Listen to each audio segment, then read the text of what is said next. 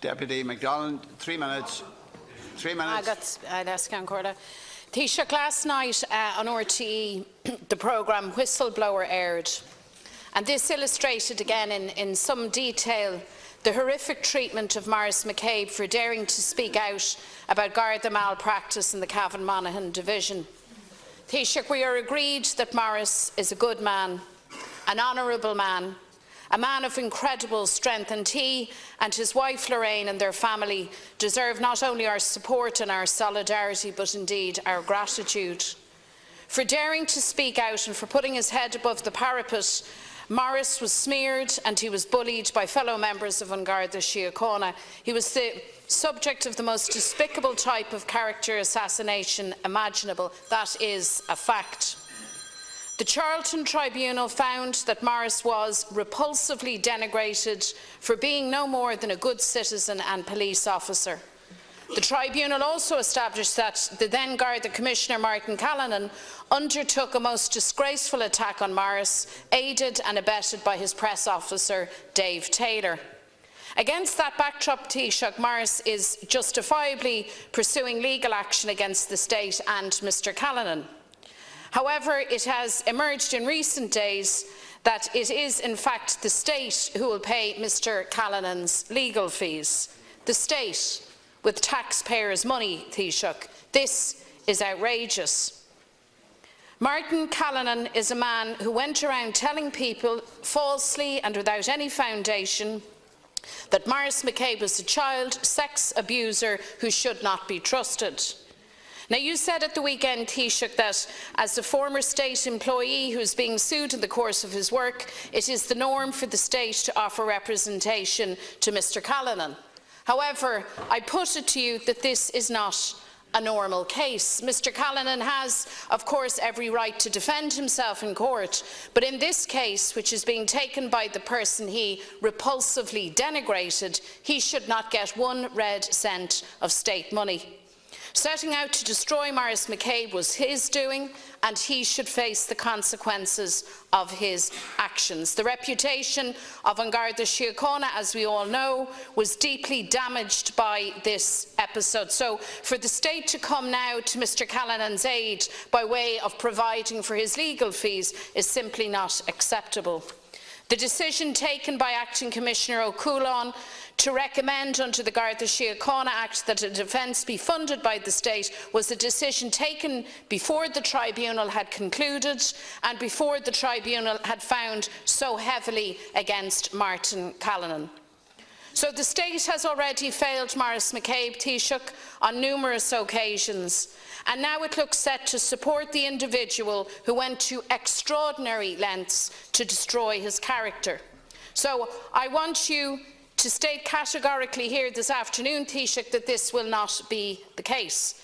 I want you to ensure that Mr Callanan funds his own legal defence. Taoiseach, in 3 minutes.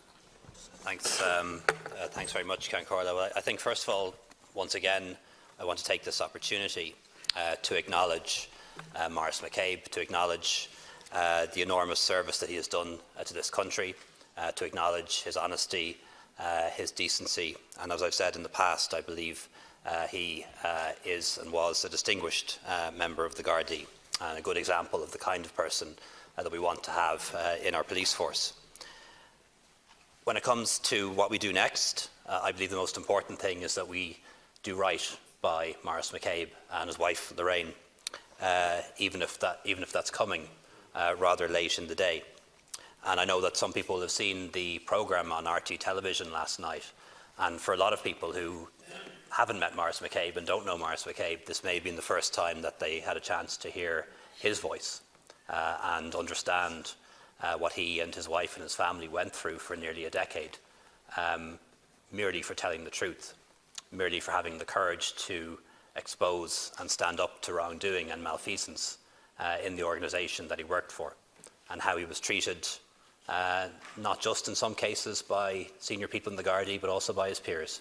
And it's really sad to see that in our public service, when somebody in a public service position points out what's wrong and their own peers, instead of supporting them, turning them, and that was really sad to see. You're correct to say this is not a normal case. It's not. The decision to offer state representation to former Commissioner Callanan was made in July. That was prior to the report of the Disclosures Tribunal and was done in accordance with Section 48 of the Garda Síochána Act. We do now have a tribunal of inquiry established by this House, and that tribunal of inquiry has made findings. And that allows us now to review the position, and the position is being reviewed at the moment. It's important to say that the fact that the state is offering legal representation and is providing legal representation to former Commissioner Callanan does not mean that the state will pay for the defence or even necessarily that there will be a defence. I would like to see this case settled, and I hope it can be settled to the satisfaction of Maurice McCabe and Lorraine sooner rather than later. I've also asked the Attorney-General to advise the Government and to give us legal advice on whether we would be in a position to pursue both former Commissioner Callanan and also Mr Taylor for a contribution to any damages that may be paid. And you'll also be aware that it is open to Justice Charlton, as head of the tribunal, to pursue a similar process in relation to tribunal costs, should he feel that those witnesses or any witnesses did not fully cooperate with the tribunal. 1 minute, Deputy McDonald. Thank you, Taoiseach, for that answer. And I very much hope that we can get clarity and finality on these matters. We are agreed that this is not a normal case. In fact, it is very exceptional.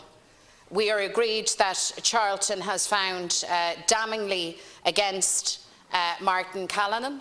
That report has been accepted by the state.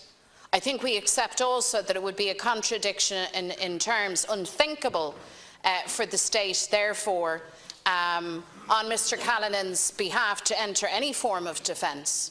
That simply would not make any sense at all.